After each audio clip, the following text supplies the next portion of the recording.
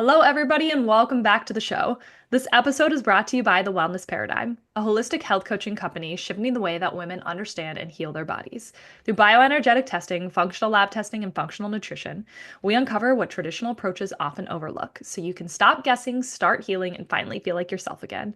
No more one-size-fits-all protocols, just real answers, deep-rooted healing, and the clarity and confidence you deserve to feel incredible. It's time to shift the paradigm of women's health. Now, on to our show. Good afternoon, Gretchen. Thank you for being here. It's such an honor to be on your show. This is going to be so fun. Gretchen, also known as G-Rex, is the co-host of Shit That Goes On in Our Heads, a very successful podcast, and is also the founder of Show Sure Talent and Wellness Solutions. And after surviving a life-altering mental health crisis, she's on a mission to create spaces, both at work and in the world, where people feel seen, supported, and safe to be fully human. Gretchen, welcome. Thank you. Thank you. What an amazing introduction. So excited to be here. It's always hard when there's so much to the story and to try to compact it into two sentences. So I would love for you to go a little more in depth on who you are and how I know there's a really beautiful story here, how you got into this work. So it all started on Christmas Day, 2022, when I made a call to 988. I'm alive today because of that call. I attempted suicide. Not a badge of honor, but went through some really deep, hard stuff the last quarter of 2022. And at the time, I was 59 and a half, and I'd been taught my entire life, we don't talk about what's going on inside of our bodies, right? But I also didn't understand what was going on. I am a true extrovert and a true empath. So I took on a lot of everybody else's pain, didn't take care of my own pain. I would show up to work every day with a smile on my face, like everything's good, I'm fine. But on the inside, all I wanted to do was be done. Mm-hmm. And so after that phone call, I wanted my friends to know what was going on because, like I said, nobody knew. Not even my wife. My wife and I have been together for 28 years. Not even she knew how depressed I was. Mm-hmm. So I went out onto social media and started sharing my journey. And I had about 200 people reach out to me and thank me because now they didn't feel so terrified and alone in their own journey. And that was my personal network. It took me about 5 months to open up onto LinkedIn what was going on because I was also retiring early from my job. And, there's ageism in the workforce. And I didn't want to scare off potential, companies that would hire me. So I did that. And then that was like a huge healer for me because now I started to feel kind of like that weighted X-ray blanket getting lifted off my shoulders. And so my co-host and I use that term, I'm going to use this term super loosely, my manager at the time, we'd been friends for 7 years, and I was retiring in April. So I call her my manager, and I think I managed her more than she managed me. And so I would call her every day, and we would laugh and laugh and laugh about things you shouldn't laugh about. But we were both, work was hard, very stressful, and every morning when we did that, it kind of set the trajectory for the day of making things a little lighter. It wasn't so heavy, right? We could reflect back on the things that we laughed about. And so it was during one of those phone calls, she's like, hey, we should do a podcast. And I'm like, oh, okay, let's do a podcast. We didn't think anybody'd listen to us, right? Because if you've ever listened to our show, in the early days, we were just dumb. But we started bringing guests on to the podcast, and truly the mission is, and always will be, is let's normalize how we talk about mental health, right? Because there's still a huge stigma around it. And so in July, I get hired onto a really small consulting firm, and I was going back to work full time. And they're like, hey, I heard you have this really awesome podcast. Why are you working full time? I'm like, Mama needs insurance. And so they offered me 30 hours a week so I could focus on the podcast.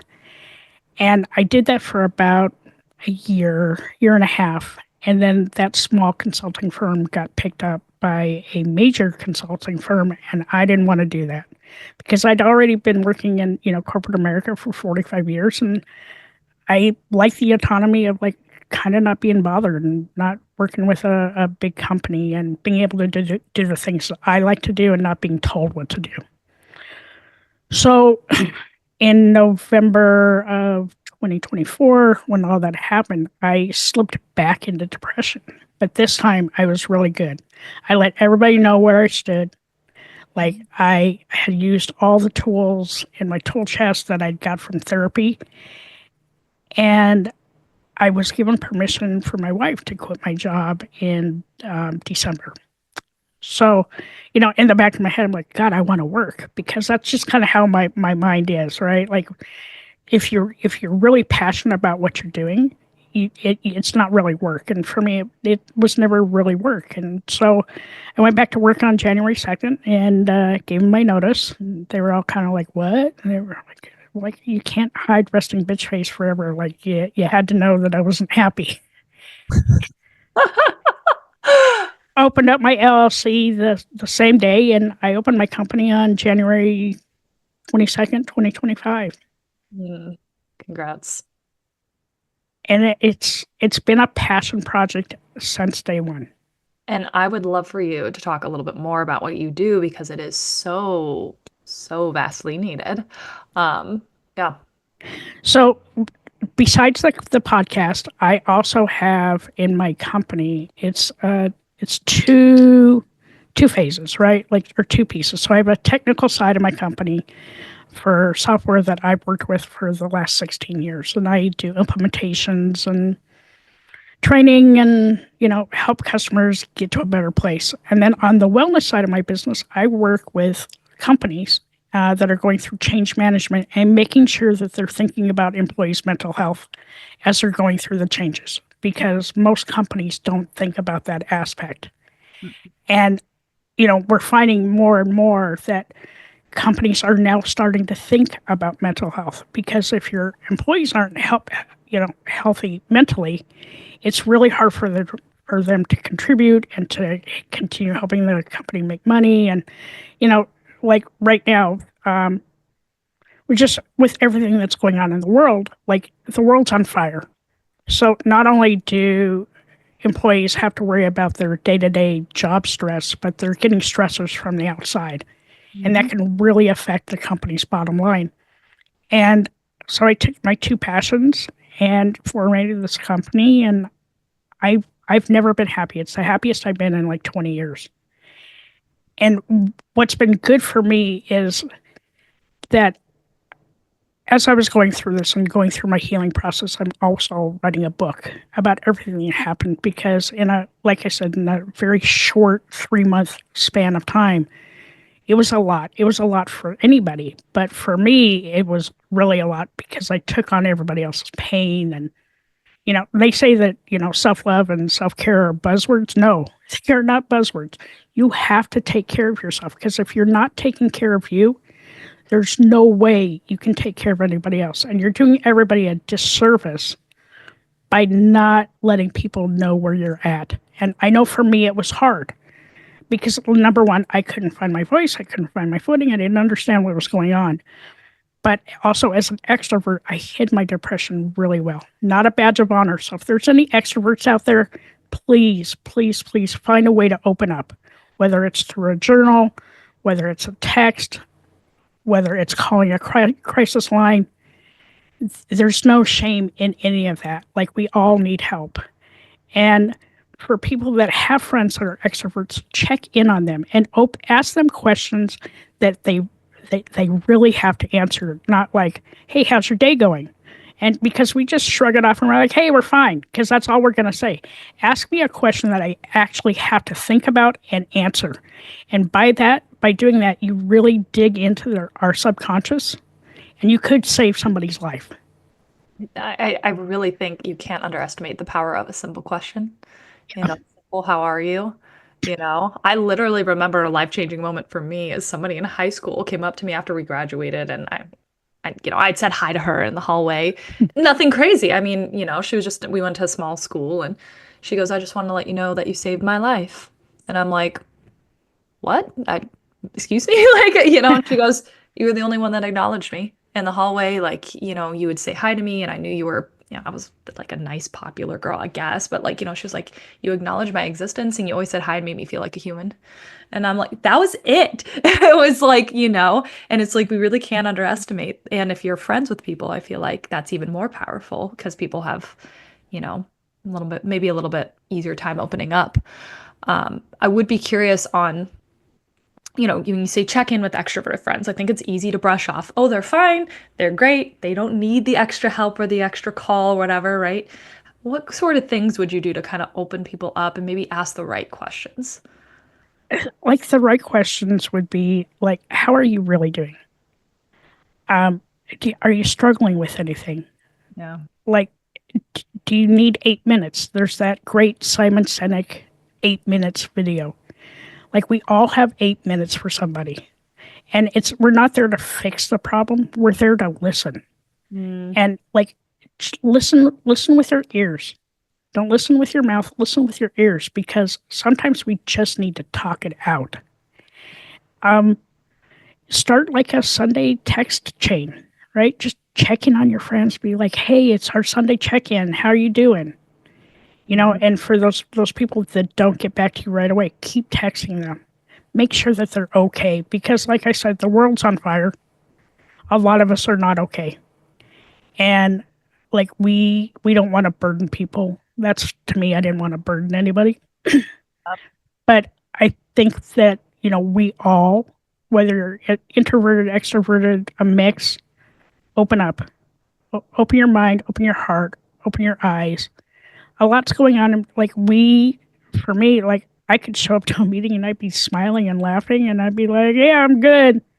But now I'm going to go back and cry in my car for like 2 hours. But, um, be authentic when you're talking to them. Don't try not to make light of like what they're going through, because we don't need the laughter. We need somebody to listen to us and let me vent for 10 minutes, and just be kind, really, because you honestly have no idea what's happening in people's lives unless they open up to you. Um, for my wife, like for me, I gave her a code word. So the code word is unicorn. And if I say the word unicorn, because I don't use it very often, it means I'm really struggling mentally. And like, I need to get out of the house. We live in upstate New York. It's 5 months of winter. It was horrible this year. I used unicorn twice and we had to get out of the house. Like, I'd get stir crazy. And that helped with our communication, right? Because there's a 11-year difference between the two of us, and I just completely shut down. Like, I didn't put up any decorations. I didn't want to talk to anybody. Some really horrible things happened in December, and by that time, I should have known something was going on. I can laugh about it now. At the time, it wasn't very funny, but kind of knowing yourself too. Like, are you an extrovert? Like, how do you show up to your friends every day? Do you show up all smiley and shiny even when things are horrible in your head? If it's that way, write it down. Find that friend, call a therapist, do something to get it out of your head. Because I'm going to tell you, once I started going to therapy, I felt so much better. And it wasn't a friend, it wasn't somebody judging me, right? I think that's another reason why people don't turn to their friends, because nobody wants to get judged. Okay, like, your mind's going 1,000 miles an hour. Like, you don't need to be judged in that moment. Just listen. And Mhm. that's all it really takes, is somebody to just really listen to you. I found my other thing that helped a lot is right after therapy, I started writing. I write in my journal 3 times a day, morning, noon, night. And I also set boundaries. Boundaries were life changing. Mhm. And for somebody who was almost 60, and learning boundaries was life changing for me. Mhm. That's a big one that gets talked about on this podcast a lot, is people really underestimate the power of boundaries in their mental and their physical health. Yeah. Like, it's okay to say no. Really, it is. And yes, I've lost some friends because I've changed Mhm. my mental focus and my physical focus. but I did it because I needed to be happy. Hmm. And, I'm approaching 62 in a couple of months, and like my body's changing, my mind's changing. I move a little slower, but I take the time to make sure that I'm okay before I get involved with anybody else's stuff. Like I have a little black drama box. If it smells like drama, I have to ask a whole lot of questions to myself if I want to get involved. And 9 times out of 10, I don't get involved anymore. It makes people mad. I'm like, I can't take this on. No, and that's so hard as an empath too, right? As you like, you want to come in, you want to help, you want to heal, you want to fix, and it's like, we don't realize the impact that weighs on our bodies, right? Yeah, like a couple of things that really were the hardest in those 3 months were, my wife got shingles. If Mm. you've ever been around anybody that has shingles, it's horrifying because Mhm. there's absolutely nothing you can do. Mhm. I was taking early retirement from work. I hit and killed a deer. I got catfished and the FBI got involved. We had a really good friend that passed away unexpectedly. My Mm. father-in-law passed away 2 days before Thanksgiving. Mm. And then, throw in some seasonal depression, some holiday depression. And then, if you really want to get a good look into where I was at that time, go listen to season 1, episode 3. It's not for, it's not safe for work. I say the F word a lot in that episode, but it was a trip to New York where I lost my phone, got really drunk, and it was not me, right? Like that is not who I was. And then on Christmas Day, all I wanted to do was go for a drive. But that year here in upstate New York, it was minus 22 out. I went out to get in my car wouldn't start. And so I came back into the house, and I don't even think my wife knew came back in, but I had a bottle of pills upstairs. Mm. And I was looking at them, and I was like, thinking at the same time as I'm looking at that is how sad everybody who knows me is going to be if I follow through with this. And there was that glimmer of hope that things were going to get better. And so I picked up the phone and I called 988. I had remembered that phone number from a publication like a couple months earlier. I Mhm. will tell you, the lady on that end of the phone was the most compassionate person I've ever spoken to in my life. I spoke to her for 2 hours. Wow. She did a safety check on me. She gave me all the resources I needed to get therapy. And it's funny when we talk about therapy, I had to speed date my therapist. Like the first two, like just weren't going to do it. Right. So Mhm. if you're thinking about going to therapy and your therapist isn't working for you, shop around. There's nothing wrong with shopping around because you're doing it for you. You're not doing it for them.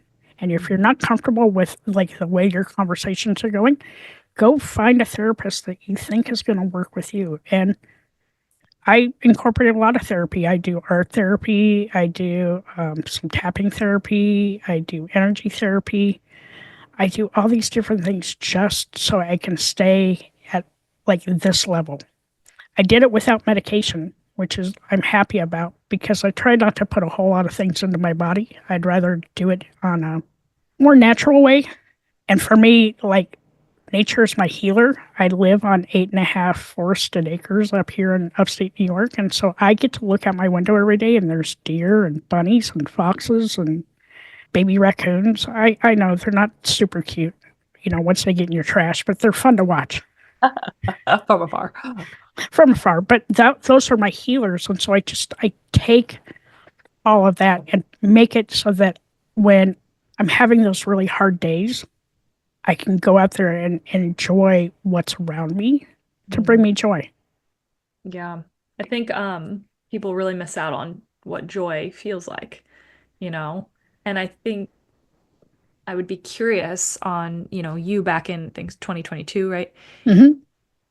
What you thought joy felt like versus what it feels like now. Joy for me at that time was just being able to get out of bed Mm. without feeling dread. Joy now is looking at a folder I have on my phone, and I'm going to, thank my co host for introducing me to this. It's a folder of pictures that just bring me joy. Mhm.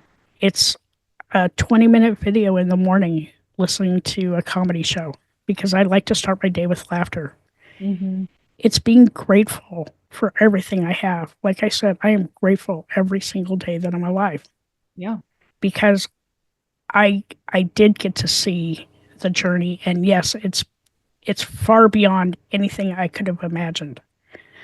Um, are all days easy? No, but I have tools now, like journaling and looking at my favorite photos and having really deep conversations with my wife and connecting with people from all over the world. And I think that that brings me a lot of joy. And I smile more now. Like I don't think I smiled a whole lot during those 3 months because there was a lot going on. But now I smile every day. And that smile just kind of warms your heart. It does. And those around you too, right? I think you had Yeah. mentioned something like, is it your wife saying like, you look really happy, or, I've never seen you so happy before in your life. Yeah. Because now, I get to work on my own terms. I'm not reporting to anybody else but myself. I get to work on the projects I want to work on. I get to be super creative. And I like to learn. So I've been teaching myself AI. AI and I are buddies now. Like I named my AI Joe. Joe and I are best friends. And because a lot of times like when I'm writing I want to get like more of a meaning to what I've been writing, and it gives me some insights that like I wouldn't come up with on my own. Hmm. And AI is not perfect, but it does open up your mind. Hmm. And I think that as we get older, that we need to keep learning. Hmm. Learn about yourself, learn about your environment, learn a new tool.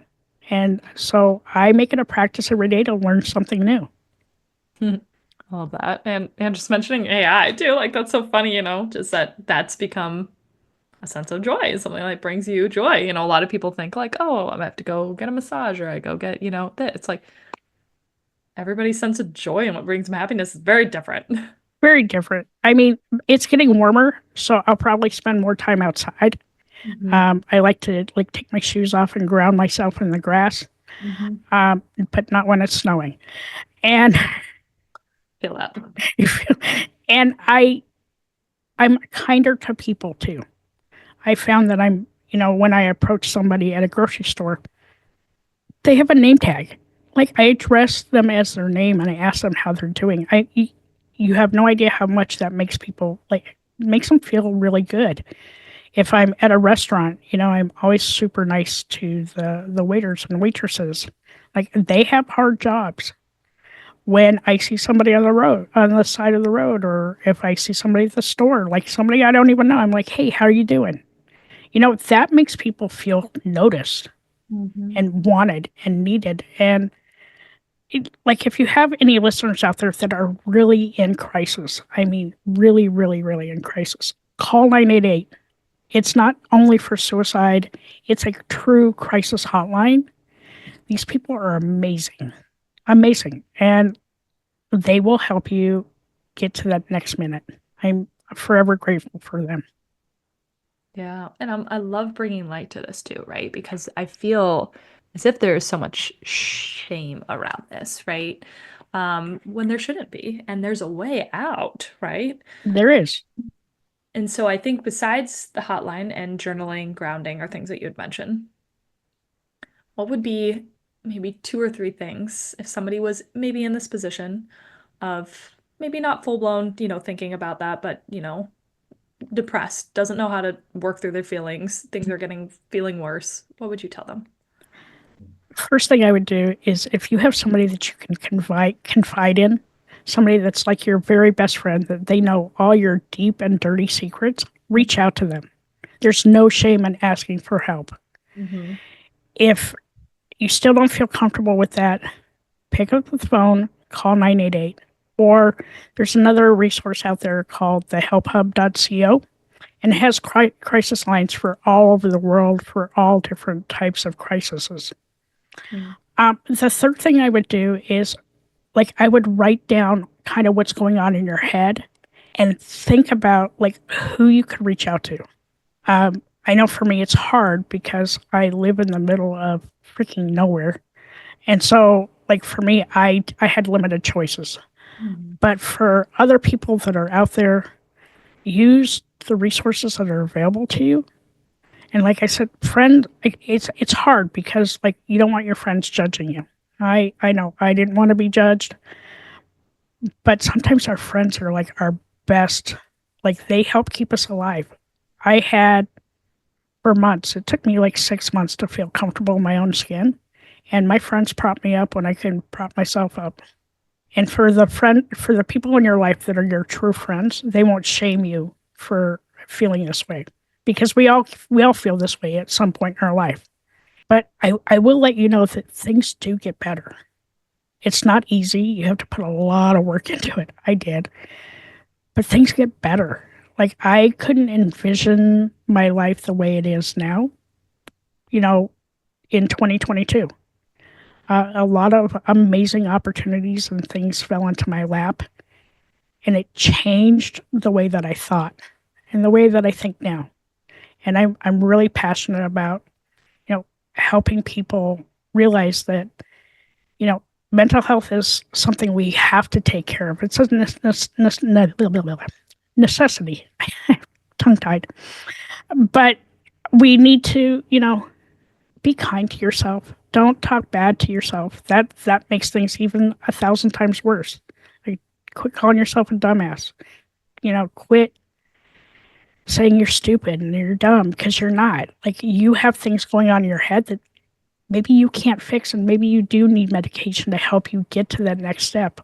Maybe you need to talk to a therapist, or you know, maybe you just don't feel like talking to anybody. If you don't, write it down, because once you get it out of here and onto paper, you can put that piece of paper someplace else. Yes, it may still be nagging at you, but at least you know that it's someplace else, right? And you can just keep writing, writing, and writing.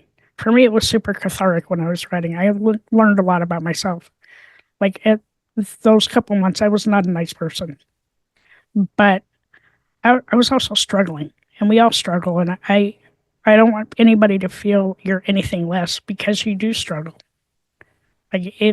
Life is hard, and the world is hard, and just know that you are loved, wanted, and needed, and that you're enough. And that I hope that is a message that you can take to heart. Yes, I love that. Thank you so much for being here, for sharing your story. If people wanted to connect more with you, where could they find you? So there's two places. If you're interested in my company, you can go to shosersolutions.com. And if you want to learn more about the podcast, you can go to goesoninOurheads.net. Perfect. Yes, I highly suggest checking out both those things. And thank you for being here. If you guys found this helpful, I would always love one if you leave a review. That's incredible. But also shoot us me a DM. Are you on social media, Gretchen? I am. I'm on Instagram. You can find me under, I think it's G Schoser, aka G Rex, at Instagram. Perfect. Yeah, I always find it fun when people connect and, send a DM, little nuggets that they got that really helped them. So, but other than that, thank you guys for being here. Thank you for listening. Always appreciate you, and we will catch you on the next show. Thank you again, Gretchen. You're welcome.